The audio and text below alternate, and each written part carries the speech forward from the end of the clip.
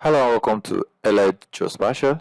Today on this QGIS series, I'm going to show you how to create a new field on QGIS. So I already have a map of the local government in Taraba State. So all I want to do is to create maybe a field for population. That's all I want to create. So how to do that is you right click on the map. Make sure that anything you're doing with either area calculation or any of them has to do with you having it in a projected coordinate system.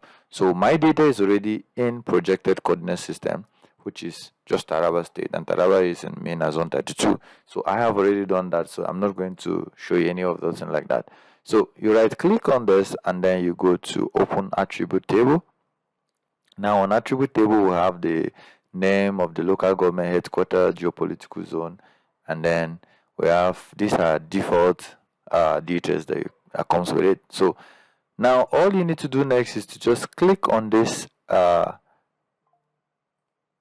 so all you need to do is to click on this this place where it says toggle. Once you click on it, toggle editing mode, now all the other editing items will pop back up. So you will come here, you see this one says new field, so you click on it, and then what's the name of the field? You need to put the name of the field you're creating. So like I said, we're going to create a field for population.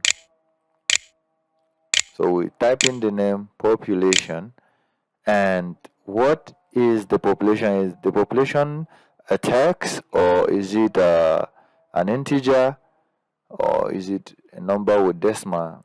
Well, there's no population with decimal, so let's leave it as either integer, either 62 or 64 or 32 bit. Any of them is okay. And I think let's leave the integer to 10 and then click on OK. Alright, so that's how to pretty create a new field on QGIS. So thank you for watching in, and I'll see you in the next video.